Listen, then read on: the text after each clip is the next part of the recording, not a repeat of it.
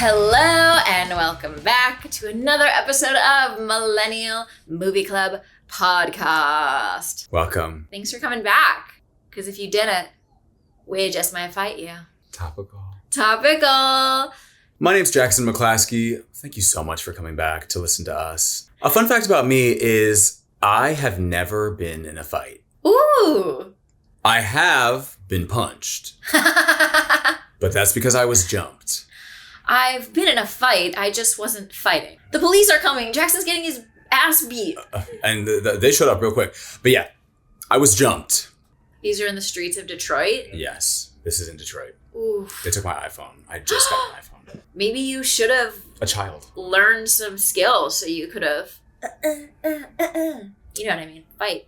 I was a sensitive kid, so, you know. Yes, understood. My name is Jazz, and I have never been in a fight. However, I feel like because I've never been in a fight, I fight in a lot of my dreams. Oh. Like, I need to get it out in some way. And so I've had dreams where I've really needed to, like, fuck some people up. Have you ever fought me in your dream? Never, not once. Oh, thank God. I was scared. I'm sorry. No, don't be scared. No, in my dream, we banter, we talk books, We kiki. we bake together. Oh, let me get in that dream. And then in the daytime, it's the waking nightmare. Speaking of waking nightmare. We are talking about Fight Club. Sound effect. Was this your first time watching this all the way through? I think I told you that a half an hour ago, and then thinking about it, that's not true. Okay. I watched it in college. Oh. But I haven't watched it since.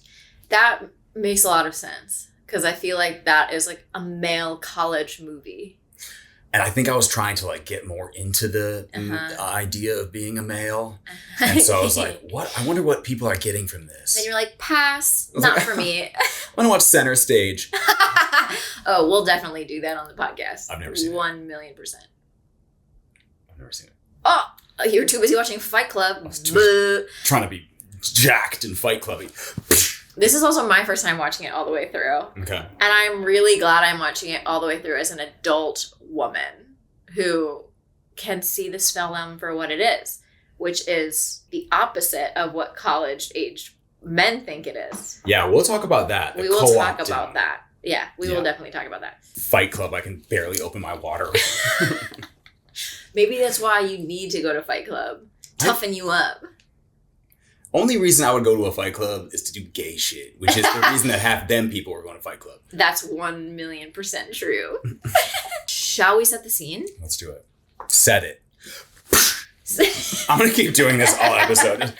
A depressed man, Edward Norton, suffering from insomnia, meets a strange soap salesman named Tyler Durden, Brad Pitt, and soon finds himself living in his squalid house after his perfect apartment is destroyed.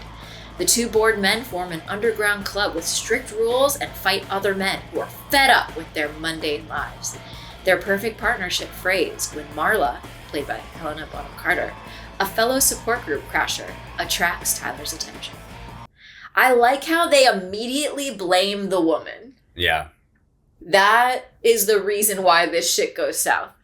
Yeah, and that character does face a lot of the brunt of not the physical violence, but the other violence. The emotional violence. Yeah. The emotional terrorism. Uh-huh. Yeah, I love that. They're like, these two guys are just two bored, kooky dudes hanging out. Then a girl comes in and all hell breaks loose. That is not this movie at all. Evil woman shows up and just ruins everything. Helena Bonham Carter, yuck. Helena Bonham turd in the punch bowl. We'll get into it. In terms of the cast and crew of this movie, David Fincher is the director. He made his feature film debut with Alien 3 in 1992 and then gained his breakthrough with Seven in 1995. What's in the box? Also starring Brad Pitt. Brad Pitt. He has since directed The Game, Panic Room, Zodiac, The Girl with the Dragon Tattoo, Gone Girl. A lot of very tense. He's got a vibe. I'm a Finch head. I love David Fincher. Finch head. Finch head. It sounds like an old Disney Channel TV show. They'd be like, get out of my way, Finch head. Finch head. Finch head. What's in the box? He also directed Madonna's Vogue music video. Slay. I know. So he has a type, but he likes to dabble. Mm-hmm. He said, I've got other stuff. He likes to be a little saucy on the side. Tyler Durden is played by Brad Pitt. Pitt first gained recognition in his small part in Thelma and Louise. That's when he started to become like Hollywood's heartthrob. We've seen him in Legends of the Fall, Interview with the Vampire, Troy, Mr. and Mrs. Smith, Curious Case of Benjamin Button. Fun facts, his first job when he left college early to go to LA to pursue his film dreams. Relatable. Not that I did that, but a lot of people did that. His first job was to dance in a chicken suit to draw in customers at El Pollo Loco on Sunset Boulevard. Wow. Yeah. Just goes to show you that someone underneath one of those suits that's trying to get you to do your taxes inside or whatever could be the hottest person in the world. Ever. You should follow that chicken suit. Yeah. Go home with the person inside the Pizza Hut suit. Find out. You know what I mean? You could be the next Jennifer Aniston and get dumped by the next hot girl. Anyway, also this is a fun fact about him that I didn't know. He's never actually been diagnosed with this, but he has said that he has struggled for years to recognize people's faces due to something called prosopagnosia, or otherwise known as face blindness. I've heard of that. I don't know anyone that actually has that. Part of me feels like this might just be him being like, he's met a lot of people and people come up to Met parties and they're like, Brad, how are you? And he's like, I have face blindness. Sorry, I really don't recognize you. It's never going to happen for me. Guy who did my taxes. You're like, no, I'm your brother-in-law. No, I'm the guy who works in front of Pollo Loco on Sunset Boulevard. Oh, I have face blindness. Sorry, like what a great excuse. We should start doing that. I was going to say, I think I'm going to start calling face blindness. I'm going to knock on your door and you'll be like, who? Hello? I'm like, oh God, it's her face blindness. It's tragic, really. And then you'll give me a hug and you'll be like, it's Jackson. I can smell you. You smell like onions. I knew you'd smell good. Next up, we have Edward Norton. He's credited as Jack. That's the name of his character. It just said Jack. Oh, everything that I read? But then he makes up other names. Yeah. So then he goes by Frank. Yeah. Then we won't talk about that yet. Everything just says like narrator. I guess because, fun fact, Fight Club was a book first. And so this was told from his perspective. He was the narrator in the book. Chuck Palahniuk. That's who wrote it. I think that's exactly how you say it. Have you read anything by him? Tell me other things by him. Pass. No, Guess not. I can't remember the name of the book, but he wrote a book that scarred me for life because in it there's this visceral scene where a woman eats jewelry and it grinds her teeth down. And the way he wrote it, every time I see like costume jewelry, a chunky brooch, I think about chewing on it. Oh God! Thanks a lot, Chuck. Just gnawing on it until I have little shards. This is what happens when you digest this very brutal content. It's what happens when you read. This is what happens when you read. Stop reading. Put the book down. Listen to a podcast instead. Edward Norton, we've seen him in The Italian Job, The Illusionist, Moonrise Kingdom, The Grand Budapest Hotel, Incredible Hulk, and was very recently in Complete Unknown. Edward Norton's part was actually, originally, they were considering giving it to Matt Damon. Okay. Who I could sort of see, like, them giving him sort of more of like a bookish kind of vibe. But I also think he's like a little too pretty clean cut. I think so too. He's also not mopey enough. Yeah. That the juxtaposition between the two characters would be, I think, clear. Yes, I agree. I feel you put him and Brad Pitt next to each other and you're like, you're both hot. Yeah. Not that Edward Norton isn't hot. To me... Edward Norton is handsome in a way that, like,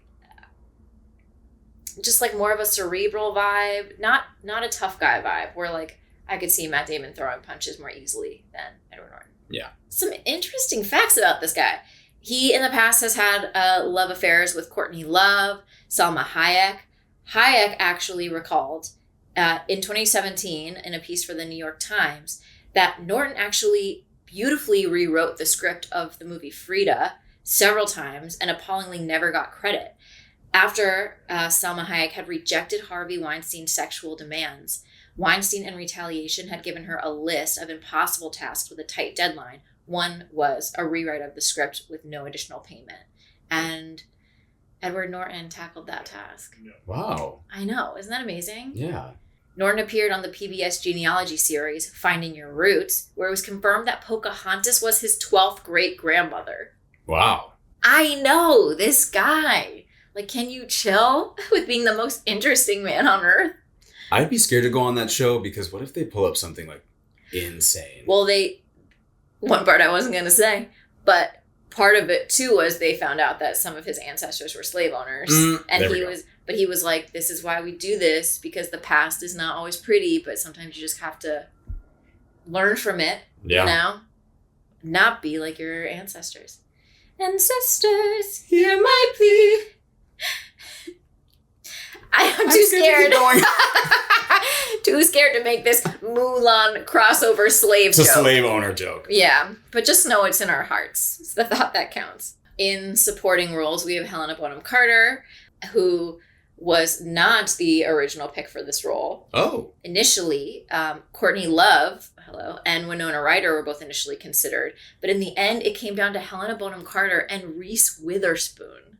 Really? Yeah. And then Witherspoon turned it down for being too dark.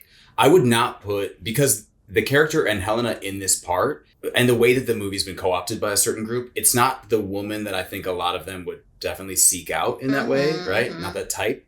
Courtney Love, I would put in the same vein as Helena Bonham Carter, all that. Reese Witherspoon, she's in the wrong part of the kitchen drawer. Literally. I'm not seeing her in that. They'd be like, this is a fight club. She'd be like, so what? Like, it's hard? Like, it's hard? Everyone's in a big pile behind her, like, dead after she beat the show. And she's like, what? Come on, Bruiser. Like, it's hard? Not saying that we're in a fight club, like, it's hard? They're like, first rules, you can't talk about it. She's like, it's hard? I've already told my whole sorority. They're all here. Delta Nu. Delta Nu. Delta Nu's back here. But yeah! They're all in the house making soap and making bombs. We've all bent and snapped. Mentally snapped. Her name was Elle Woods. Okay, I have to stop. I won't stop. Anyway, in other supporting roles, we have Meatloaf. Meatloaf! Fuck yeah, Meatloaf. I missed him after his last big screen role in Rocky Horror Picture Show. If you were going to change your name to a food, what would it be? Pickle. Okay. What about you? Fruit salad. Is that a first and last name or a... No, one name like Cher. Fruit salad McClaskey. Oh, okay. No last name anymore. Just fruit salad in one word, mushed together. Fruit salad, all lowercase. Is fruit salad here? Fruit salad. Yummy, yummy. Yeah. Second step. Put the banana. Did you see they added a girl to the Wiggles? No. About time. No. About time. The Wiggles is not where we need diversity. You also... I mean, she's white, don't get me wrong. Of course. Kind of put a little jiggle in the wiggle. You know what I mean? Sorry. You feel good about that? No, I do not. Another fun cameo role is Jared Leto. You thought that was fun? I screamed when I saw him on the screen. You're right. I mean, no. Was it fun? No. But then, you know what's funny is I was like, what the fuck is he doing here? But then I remembered he's won an Academy Award for Dallas Buyers Club. He's not just like a random rock star they threw in the movie, which is like he started acting on My So-Called Life. All of these things I forgot. When I saw him in this movie, I just went, random pop star and cameo blonde. And bleach blonde. They were like, we need to make him prettier for the role. That's his whole thing. I said, he's like so pretty. I'm like, that's not make him pretty. What if we bleached his eyebrows? Like, what if we made him look like a Ken doll that's been left in the sun? You know what he looked so pretty? Because he's Nordic looking. Like, no, I'm scared. Literally. Yeah, so the whole movie I was annoyed he was there, but then I remembered he actually is an actor. Like, fine. We'll give it to him. We'll give it to him. Speaking of tearing someone apart, should we hop into these reviews? Let's do it. Okay. Legitimate reviewer Bob Thomas of the Associated Press writes, perhaps it is postmodern filmmaking, whatever that means. In any case, Fight Club. This didn't paste all the way into my... Whatever I meant to copy and paste into this outline didn't. And so that's all you get to know about that review. Love that review. However, Our Grumpy Dead Grandpa reviewer, Roger Ebert, gave this movie 2 out of 4 stars. Which is really? Technically a failing grade. He wrote, sometimes for variety, they beat up themselves. It's macho porn. The sex movie Hollywood has been moving toward for years, in which eroticism between the sexes is replaced by all-guy locker room fights. Women who have had a lifetime of practice at dealing with little boy posturing will instinctively see through it. Men may get off on the testosterone rush. The fact that it is very well made and has a great first act certainly clouds the issue. It wasn't initially co-opted by, like, you know, crazy incels. Right. But that does feel like he's looking at it from that lens. Yes. Right? He's like, they're going to be... He was probably in the movie theater with a bunch of roided out dudes who were like, fuck yeah! I could do that. Oh, yeah! I could totally do that. And he was sitting there taking little notes. He said, something is amiss here. I want to be a submissive to somebody's...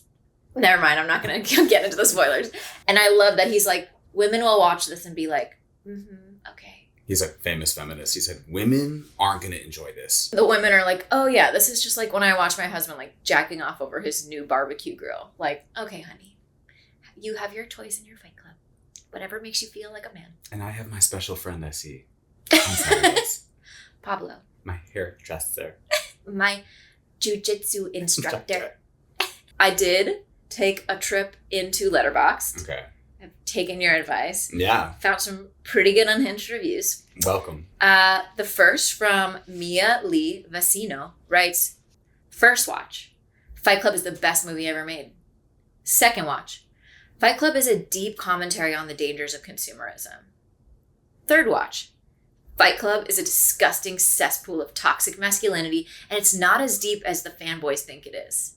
Fourth watch, Fight Club is a critique of toxic masculinity, and it's deeper than the fanboys think it is.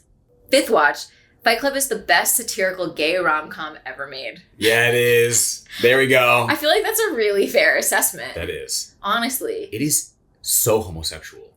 Yeah. Yeah. 100% homosexual. You can smell the lube coming out of the screen. I was like, ooh. Yeah. Soap? I don't think so. I don't think so. That's not what that is. That's not what that is. So. Why is everyone so greasy? Not human fat stolen from a dumpster. Why is it slippery in here? It's not the blood on the floor. Tyler Jurgen. Another review from Leah Allison writes, I love Fight Club, but I hate people who love Fight Club. That is, yes. The truest true. Yes. The truest true. You can love Fight Club ironically. Or like love Fight Club for the actual reason it was made. Right. Also, it is extremely well done from like a directorial standpoint. Yeah. Lighting, sound, like the soundtrack is amazing. Yes. It is so well done. Most David Fincher stuff is. Mm-hmm. But the second that you're on like a date with someone, you go, well, one of my favorite movies is Fight Club. Their butthole gets all tense. They're picking up the seat with their asshole. They're so tense there. Your favorite movie is what? Sorry? Say why. No, and tell me what. Let's go back to the Fight Club. Say more on that. Speak on that. I need to know why. Because if it's like, oh, it's just a movie like me and my bros would watch together, get pumped before we went to the gym and jack each other off, then we have a problem. Yeah. Not the jacking off part. Just why their favorite movie is Fight Club. But if it's like, oh, well, I love the way that Fincher, lights some of those dark scenes where you can still see what's going on. It's so beautifully done. Then you're like, okay. Oh. Please continue with the main course. We can order another drink. Thank you. Yeah, this is going to keep going. And the last one I have from Suri just says, fellas, it is gay. It is gay. Gay, fellas. Gay. I feel like that's one of the most vicious attacks we can employ on the straight white man is to get a collective of people together to agree that Fight Club is super gay. Yeah. Either that or like another shitty person gets elected because they're so mad that we said Fight Club's gay. Yeah, it could have the opposite effect. Right. They need vengeance. Right? Yeah, they trace back, I don't know, the next horrible dictatorship to a podcast being like, Fight Club is gay. Fight Club is gay, fellas. Yeah, okay. Well, don't listen to us. In a history book for the wrong reason. You too have a review? I do. I have one review from Letterboxd. Love it. I love my cuckoos at Letterboxd. Oh, they're the best. You included. A Letterboxd user, Hunter Strawberry, writes, if I was next to Brad, I would have dropped that soap. Fellas, it is gay. If you love Fight Club because you're a gay man, Right in. totally. Absolutely. Let us know. Just that's porn. That's good. There's a moment where Brad Pitt is wearing a mesh shirt. Yeah. A mesh shirt.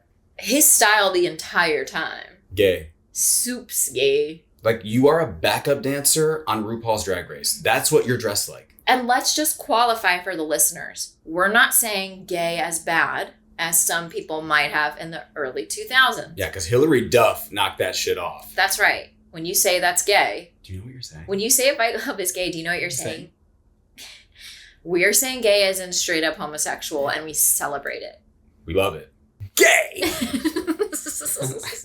Jackson. See. Should we dive on into the plot? Let's get into the plot. I don't know if you can tell about me as a person, but like, if Something's Gotta Give is one of my favorite movies, I don't know if I'm a Fight Club guy. You know what I mean? I did not approach this recording assuming you were a Fight Club guy. Why? That's not fair. Fight me, bitch! I could be a Fight Club. Punch me in the face right now. Oh no, I'm scared. Well.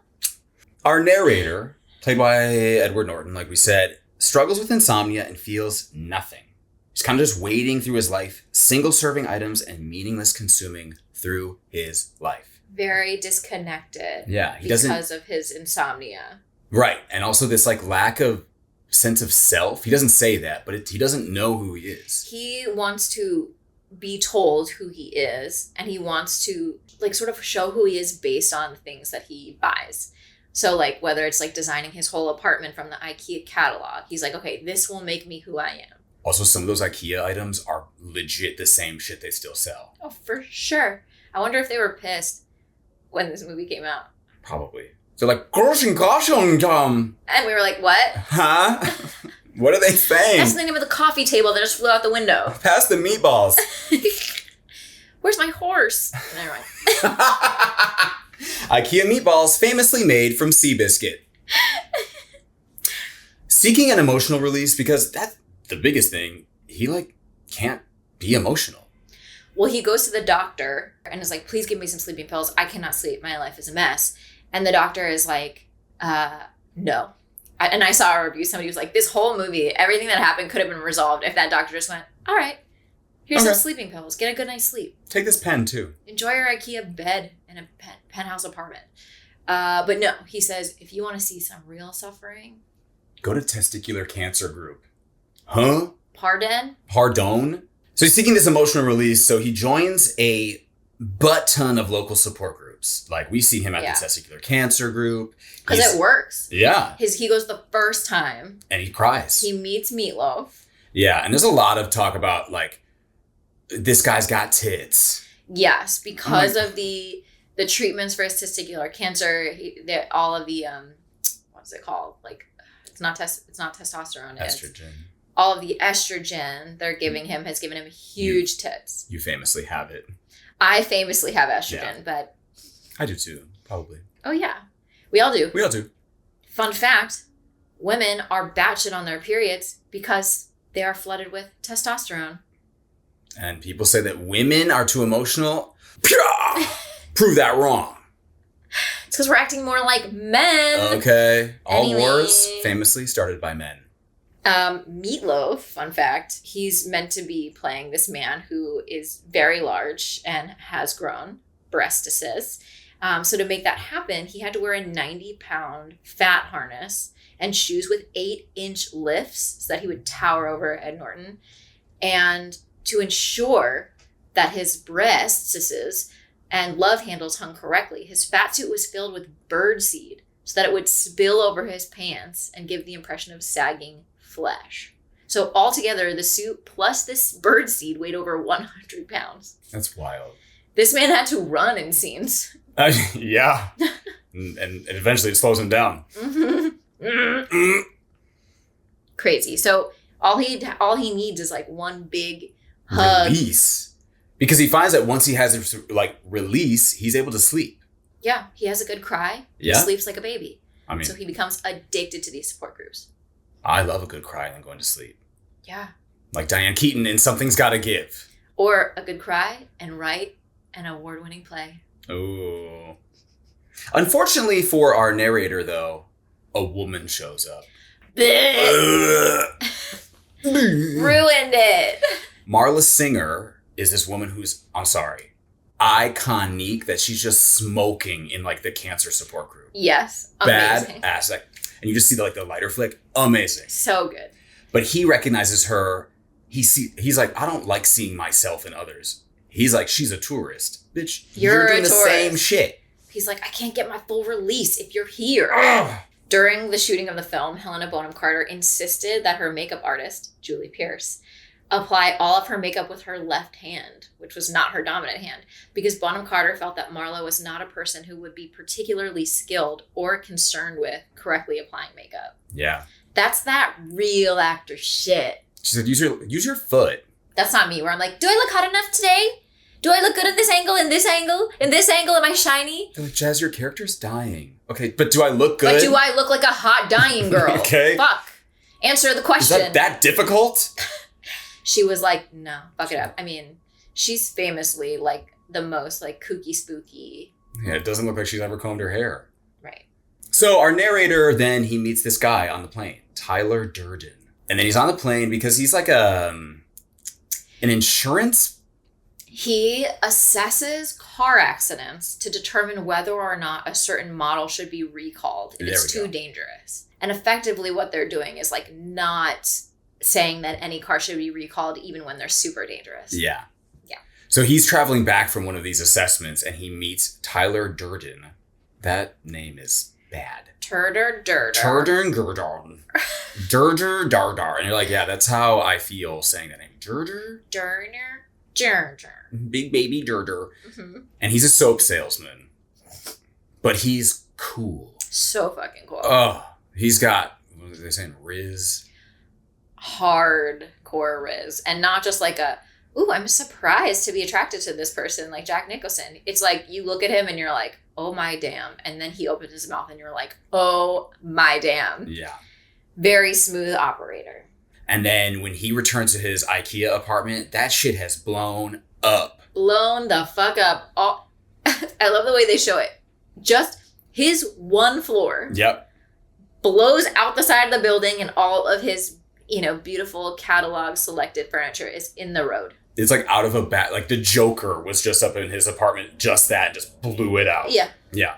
Tyler Durden, he's like, I have his card. I'm going to just take a chance. He calls this guy who he barely knows. He's just like, can we just like meet up or something? They go for a drink.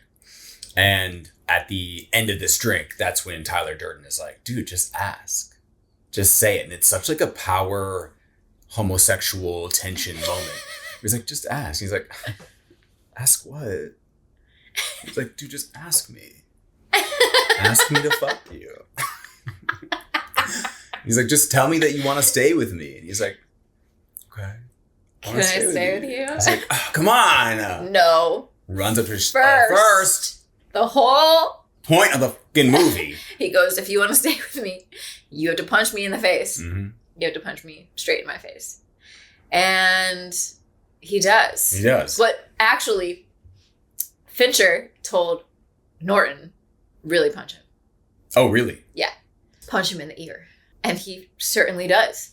Which, to me, that shit does not fly. Being punched. If a director on a set of professionals of the union was like, yo, really knock this bitch out.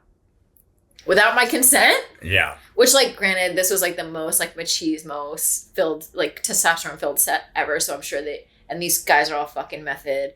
Like, Pitt was, like, decided he shouldn't have perfect teeth for the role, so he literally had his front teeth chipped for him.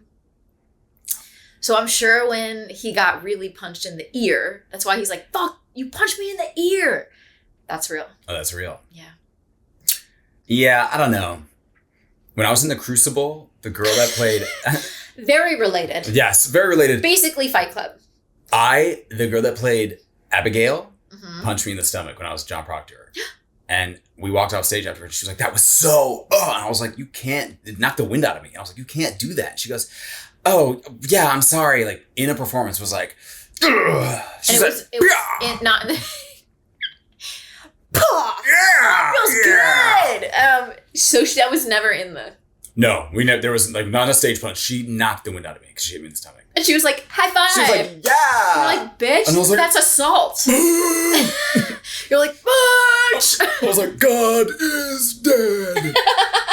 Crucible line. My name. Remember my name, John! Was that a different show? Different show. Oh, okay. Never mind. Same theme, though. Crucible, the musical.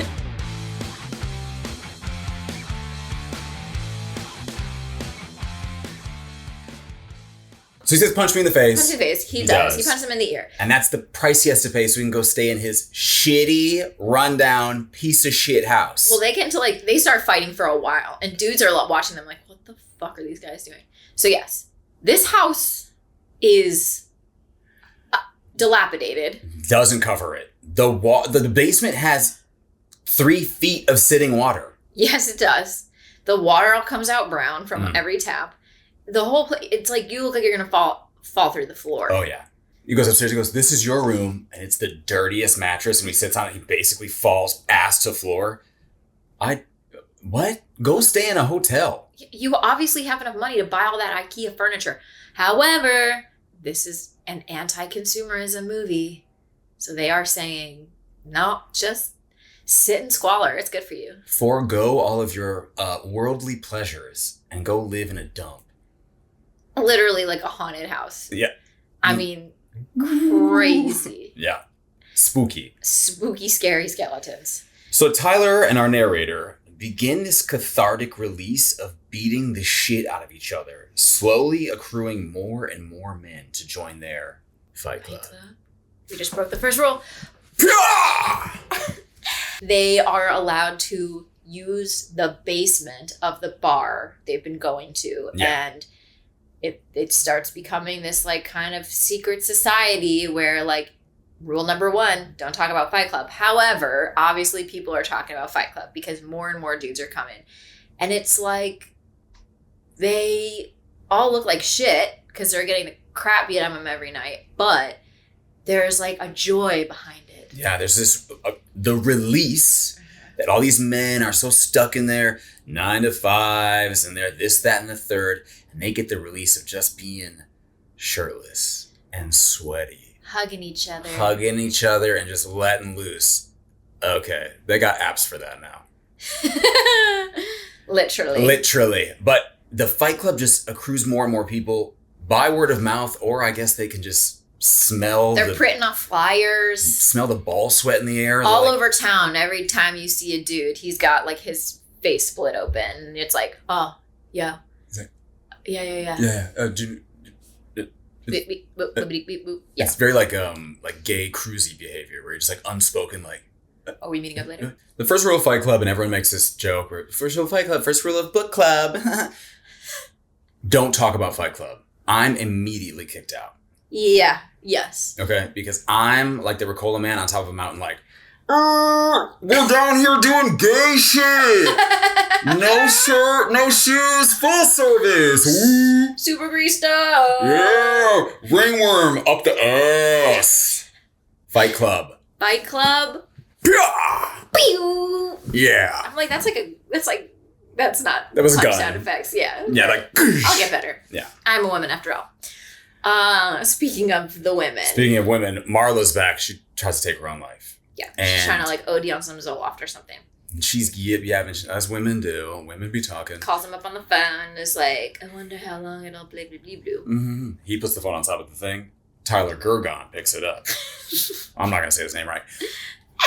Tyler picks it up and he's like, "Well, let me show you, or let me tell you, let me bring you back to life." They develop this insane sexual relationship. Just bonking day and night. She's screaming. He's screaming. The dilapidated house is shook to its core. He's wearing rubber gloves. Yeah. They're never in the same room together. They don't talk. They don't, there's no romance. It's just a bunch of bonking. Yeah. And Edward Norton is starting to get a little ticked off. Yeah. Focusing on growing the Fight Club, our narrator quits his job. Basically, he quits by forcing his boss to beat the shit out of him. Right? And in that, he gets a quote unquote, it's a settlement. And he uses that to invest in the Fight Club. That's correct. So he's like, I don't have to work anymore, and Tyler doesn't have to sell his soap. Because they have their homework. Their homework assignment is, like, go out and fight somebody and lose. Yeah. And so he has only wanted to fuck up his boss, And the boss is, like, not taking the bait. And it's like, what's going on? As he's throwing himself into the Edward wall. Norton is punching himself in his own nose, throwing himself through glass coffee tables, and on top of it, demanding that he keeps him on salary and he works from home as a consultant. Yeah. So that way he just gets to focus on the Fight basement Club. stuff. Because it's turning into a little bit more than a fight club. Yeah, it's growing into a army. Dudes are like waiting outside on the front porch to enlist. And they're going through like hazing. Very hazy, yeah. It's like, you gotta stand out here for 3 days straight, and you're ugly. And it now becomes like a fun house where everybody can hang out. Well, Bob's there too. Bob's there. Meatloaf is there hanging out, titties free. Titties free, head buzzed as well. They've set up like barracks in the basement with like bunk beds and stuff. Yeah, he's like, Tyler is now twisting this group into what he's calling Project Mayhem. Yeah. Edward Norton is kind of like, what's going on? Why are we doing this? Yeah, we're seeing the wheels turn in his brain where he's like, okay, I feel like this is kind of becoming what we initially railed against. Right. Right? Yeah. And maybe that's the fucking point. Yeah. Where all of these people co-opt this movie into being like, I want to be like Tyler Durden, who gives these speeches where he's like, men have been emasculated and this, that, whatever. It's like, yeah, anything that we really rail against, we kind of end up becoming. Look at our parents' generation. Look at this. Like, I know hippies from the 60s that are now very... super conservative. Right. So it's like, maybe that's the point of Fight Club. It isn't just like, I feel emasculated as a man. It's like, no, anything that you're like throwing yourself into that's anarchist in a way, like you kind of end up becoming the thing that you hate. Yes, I fully agree. And especially too, because the whole thing was like, feel like a man again. And then all these dudes become completely subservient to Tyler, completely sacrificing their autonomy. Yeah. AKA like manliness. And they're just his little bitch boys. And Tyler starts to twist this group into, it's not just like this emotional, cathartic fight release. It's like, we are going to sow civil unrest. We are going to fuck up society as a whole. Yeah. We're now like, no longer are we building soaps. Building soaps? You know, famous soap builder. The old soap builders of old. Ye old soap building.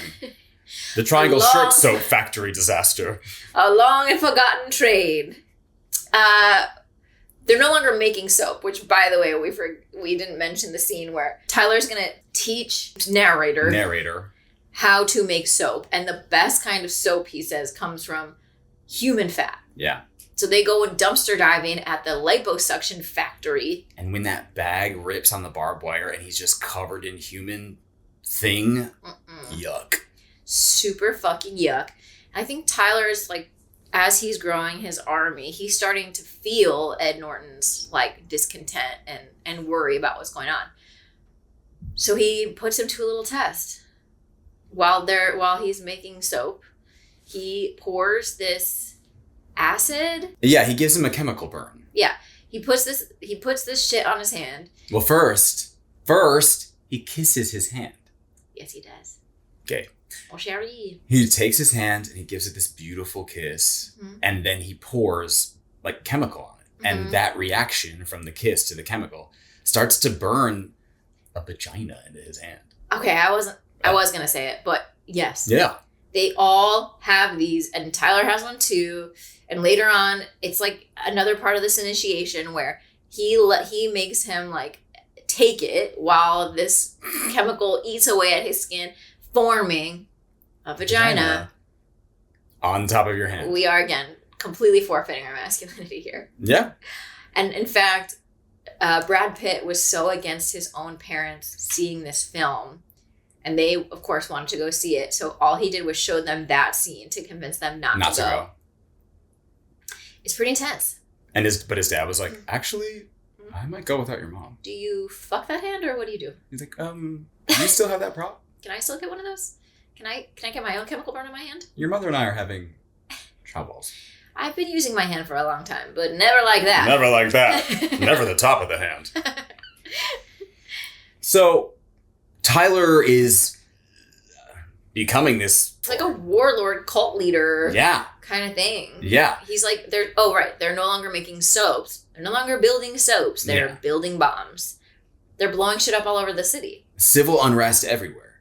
And we see narrator is kind of like, I don't know about this. And in a conversation they have in a car, Tyler admits that he's the one that blew up Edward Norton's IKEA apartment.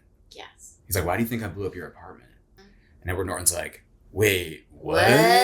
But I will say, like, before that, there is some weird moments, right? Where, like, Helena Bonham Carter and Edward Norton are having these, like, weird exchanges around the house. She's just like, why are you such an asshole? What's going on? I don't understand you. You're crazy, kind of things. He's been on the phone getting calls from the arson detective trying to figure out what happened to his apartment. And Tyler Durden's going like, why don't you just tell him you did it? Yeah. Why don't you just tell him you did it? And then you're like, wait. You're like, wait. Did he do it? Who did it? Who did it? We're in the car on a rainy night. This conversation goes down. Yeah. And then Tyler purposely steers them off the road into like a ditch, into this horrible car accident. They're all fucked up. He brings him home. Next morning, he's gone. He's gone. Now we have this like narrator is left with this army of people who are looking to him as if he's the leader in Tyler's absence. But anytime he tries to get answers, they're like, don't talk about it. No one asks questions about Project Mayhem. Don't talk about it. No question about Project Mayhem. So he can't get any information. He cannot. Bob Meatloaf is killed. They're doing some heist that goes awry. They blew up like a statue that makes a big rock roll like it's Indiana Jones. Literally, I was like, this is farce, perhaps. And I forgot about this part. Part of me was like, is Meatloaf about to get crushed by this giant ball? That's what I thought was going to happen. That would have been badass. That would have been hilarious. But then how do they drag him back? Just like a flattened little... How do they drag him back as he was? I mean, this dude is massive. Heavy. Well, he's full of birdseed. Full of birdseed. Over 100 pounds of birdseed. That's how he got picked up. The birds came and picked him up. Splat! The birds came, airlifted him to the basement where they're like... His name is Bob. We were running from the cops and he got shot. He lifts up the like tarp, whatever's covering him, and this dude's fucking head flap flops off and his brains spill out onto the floor. Yeah. Crazy. And he's very upset by this because Bob was like the first guy he met as part of his healing from that testicular cancer group. This like, release. He cried into his bosom so many times and he's like, you guys, like, what is wrong with you? This is a person. You guys aren't just these like invisible numbers of people. You know, he's a person too. His name is Robert something. Robert Turkey Loaf. Right. His name is, and then they're like, yeah, that's right. Yeah, that's right. Wait. His new name. part of the plan. When they die, they get their identity back. Yeah. And he's like, oh my God. His name is Robert Turkey Loaf. It's like dealing with like toddlers, right? Yes. Where you like tell every them one time you thing say something, they take it out of context. You're like, that's not what I meant. No, not that. Yeah. But we start to see that narrator is like, okay, this has all gone too far. Yeah, I need to find Tyler so he can shut this down. So he travels all around the nation. He finds these airplane tickets with Tyler's name, seeing all these places that he apparently was just flying to. Yeah. So he's like, I'm going to go to those places. I'm going to find him. I'm going to bring him back so he can make this shit right. I'm going to trace Tyler's steps, and that will lead me to find where Tyler is. Everywhere he goes, he's seeing people with similar... Vagina hand. Mm-hmm. Also, people like winking at him. They know him. They know. They're all like... There was that moment where he walks past and all the kitchen staff is repeating someone's name, and then when he looks and they all turn. His name is Robert Turkey Loaf. They're saying it too. Yeah. And I mean, literally, it's become clear to him that this movement has spread across the entire country. Everywhere. I mean, it's chaos. And then he's at one of the bars and he's like, I need to find Tyler Durden. The guy's like, you are Tyler Durden. It's like, bro, that's you. We've met a couple times. And then he calls Marla and he's like, what's my name, bitch? Lady, what is my name? Say my name, say my... Oh. We went two different ways. But both really good ways. Oh, yeah. Both really strong. Yeah. So they're all like, bitch, you're Tyler Durden. Marla's like, are you nuts? You're Tyler Durden. And then in the morning, you're weird Edward Norton. Right. It's like the Hulk. Starring Edward Norton. Yeah. Hello. None of that. None of that green shit. Just turn me into Brad Pitt. And none of that, what's his name? Mark Ruffalo. No way. I love Mark Ruffalo. Savannah, hold on. No, yeah. I love Mark Ruffalo. I love Mark Ruffalo. I love me some Mark Ruffalo. Don't get me wrong. Mark Ruffalo me up. Tyler suddenly appears in his hotel room. Yeah. He's like, dude, bro, we're the same. I am you. You are me. You created me. We're a happy family. It's like the end of the holiday. Oh, yeah. We're all together and we're both the same person. I don't know why they all needed everything goes back to the end of the holiday. An original song. He's like, no. No. He's like, no. Now, he discovers that, like, since he's in charge, he's like, okay, I can stop Project Mayhem. Right? Yeah. So he self-reports. He brings all this evidence. He finds his phone records of all the places he was calling. Turns out there's some citywide crazy thing going on where he's got all these dudes on the inside. Some bad things are going to be happening to a lot of buildings in the city. They're going to blow up credit card companies to get everyone back to zero. That's their plan. Because at zero, when we've given up all of our worldly debts and our worldly, comforts, everyone starts at zero. That's when we can really live. Here's my thing with that plan, right? Yeah. You can blow up a building, but that's not where your credit lives. It's in somebody's laptop somewhere else. Yeah. There's no world in which you blow up this building and your debt goes away. Now, here's the thing. If someone told me that I would join some fight club or whatever and they would erase my student loan debt, you start punching some bitches. I'm in there like, like, the medical debt from my nose job gone? Yeah! Just don't touch my nose. You can punch me anywhere, but just not this nose. Not the nose. This is very expensive. Not the nose. I just paid it off by fighting you. So, I get it. Yeah. Unfortunately, even with him self-reporting, even with him being like, this is this, that, it's gone too far. Because the cops are in on it. They're indoctrinated. They're like, dude, that's what you told us you'd say. You said you were going to say that. And you told us that if you said that, we should cut your balls off. He's like, huh? Yeah, like, again, we're just, like, stripping more of your malehood away. Mm-hmm. Whatever that.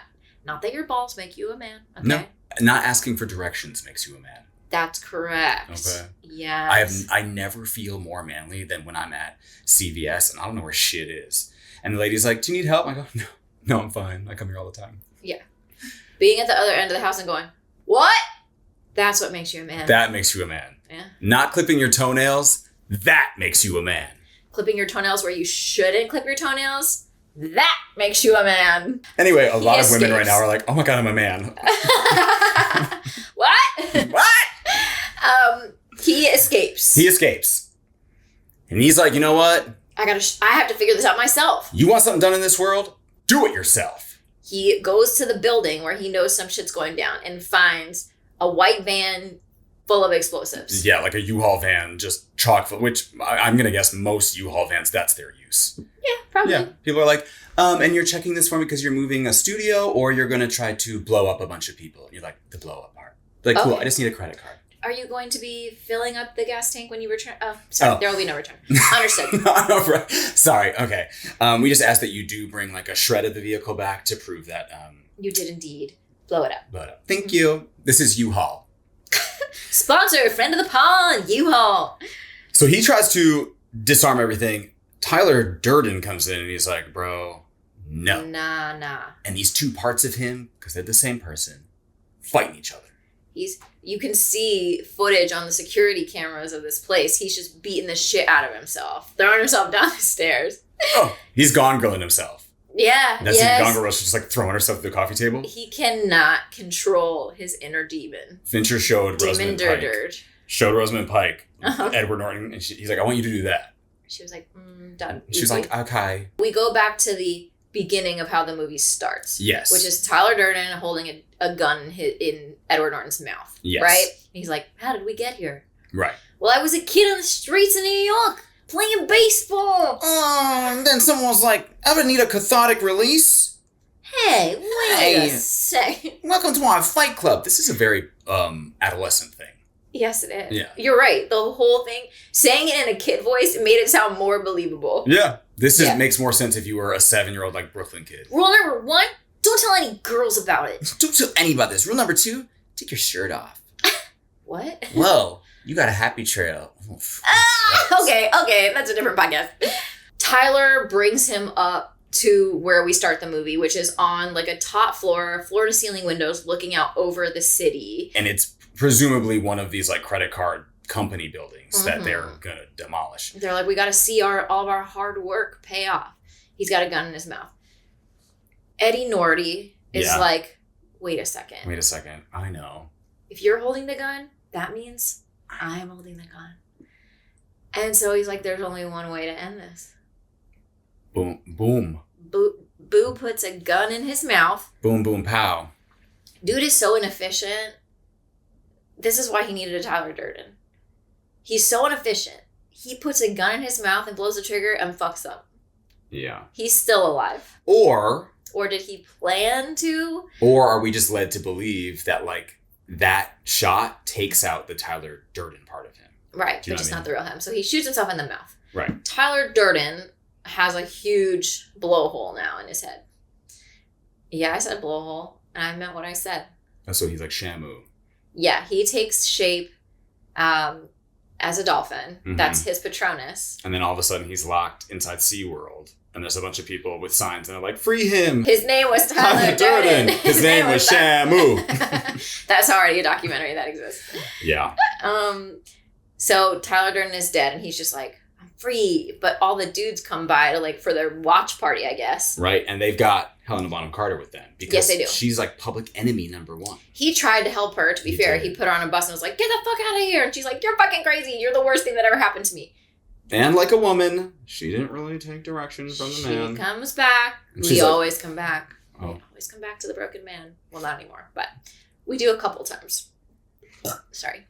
So he's like very much clear-headed. It's so funny because I feel like the dudes come in who are all like, nobody asks questions, nobody blah, blah, blah. They see he's just blown a hole in the side of his cheek and they suddenly start acting normal. They're like, dude, are you okay? Like, can we get you something? Can we get you some a paper towel? We heard you like to eat ketchup packets. Can we get you some of those? He's like, oh, just some gosh, blur. Oh, okay. He's like, Marla, it's gonna be okay now. She's like, okay. She's like, what the fuck? Oh, did you just shoot yourself in the mouth? Hello? And then we get this ending that's just them holding hands. Ooh. Buildings. Exploding. Where is my mind? In the background. Where is my mind? While they hold hands. They're holding hands at the end of the world. Yeah, you just see a bunch of buildings start exploding and falling into the ground. I love how he's like, why are we suddenly murdering people? He's like, nobody's going to be murdered. I've got, maintenance guys are all in our pockets. These buildings are empty. I'm like, you just took out 5 square blocks of a whole city. People be dead. People are dead. Yeah, let's be clear. There are limbs in places there shouldn't be. Mm-hmm. So that's it. That's how it ends. They blew up the city.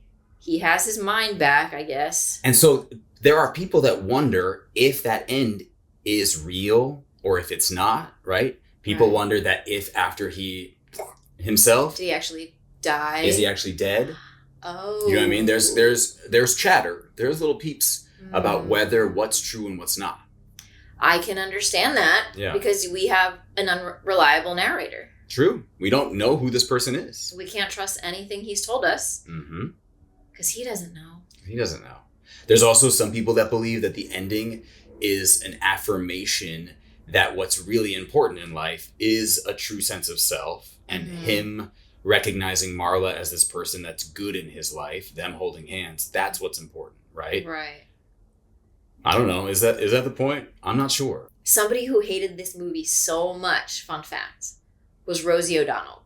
She hated this movie so much that she started spoiling the ending for her audiences, which Brad Pitt has said is unforgivable. I didn't know they had beef like that.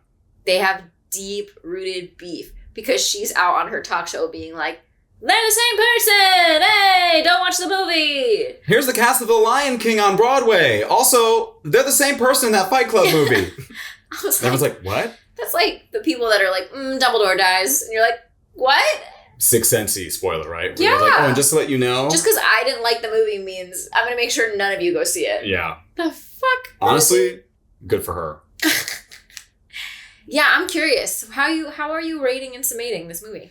I agree with the Letterboxd user that says, I like Fight Club, the movie. I don't like people who like Fight Club. Because this movie is really well done. It's entertaining. It's fun. It has drive. It's a thriller, right? You are thrilled. Unfortunately, and David Fincher's even said he is not responsible for the co-opting of this movie. Like, I know that there's plenty of women who have had the worst 4 seconds of their life underneath the poster of this movie in a college dorm. That soap is like this, and there's a man finishing within 10 seconds being like, are you good? Is it good for you? Is it good for you? Also, like, what if I was like, anarchist? Yeah. And like, you just anarchied my vagina. Yeah. But yeah. even with that, it's hard to like not think of the people that love this movie for the wrong reasons while watching the movie. You know? Yeah, where you go, somebody's cheering this on. Yeah. Somebody's watching this and not going, what the fuck? And it's almost like you said, you become the thing you rail against. David Fincher made this movie and probably created this cult following of Fight Club lovers who are in that mindset. He created his own Project Mayhem. Right. Because by making this movie. Really, if you look at it, it's like, it's anti-capitalist, it's anti-this, but it's also like Tyler's character is a villain. He is the villain of the movie. Yeah.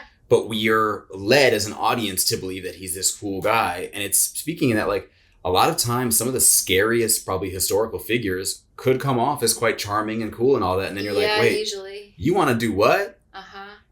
And you're like, I'm distracted by how hot you are, so I feel like I should believe you. Which is how, to be fair, I've had a lot of people do my bidding. But...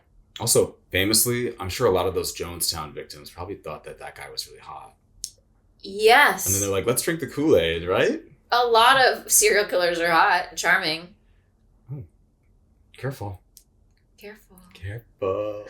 But I will say, I like this movie. It's not my favorite Fincher. Right. I love Gone Girl a lot more. Upon looking, I didn't know that Benjamin Button is David Fincher. I know. Isn't that crazy? Very different vibes. I loved that. A very similar like shot. Everything looks the same, but very different vibe. Yeah. I will give this movie 7 out of 10 ketchup packets. Okay. Yeah.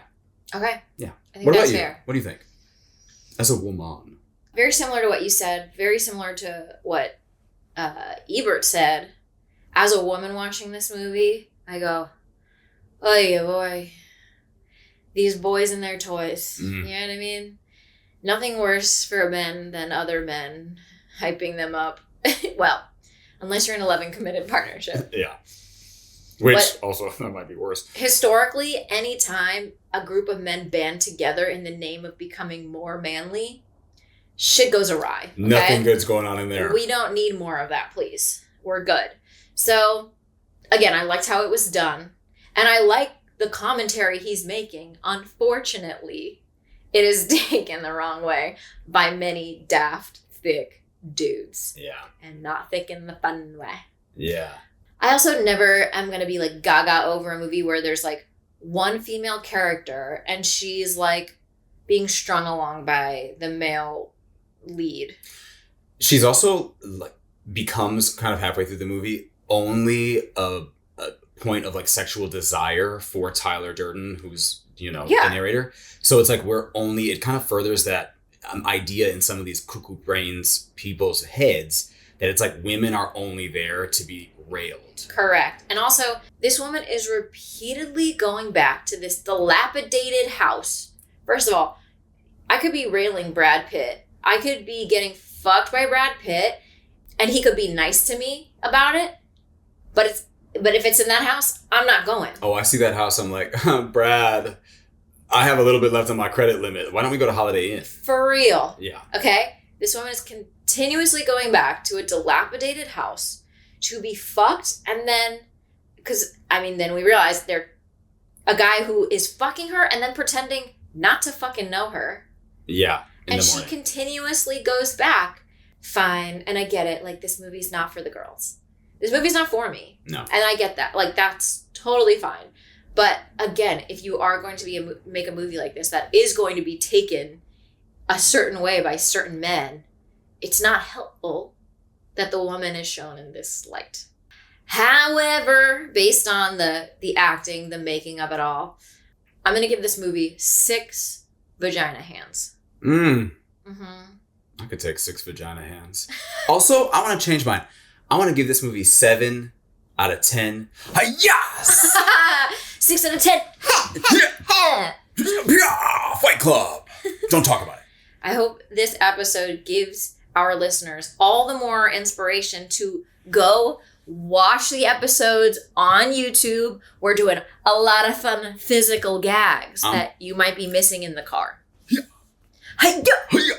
But thank you so much again for listening and watching this week's episode of Millennial Movie Club. Please, please, please rate, review, like, subscribe. It really does make a huge difference for us. Yeah, because you're laughing at this shit. The more you engage with our content, the more other people will be led to see our shit. Yeah. And the more we can pay our bills and keep making a podcast. Follow us on socials too. Please. Yeah. Follow at Millennial Movie Club. The Instagram's fun. The Instagram's so fun. The videos we're putting out are gigalicious.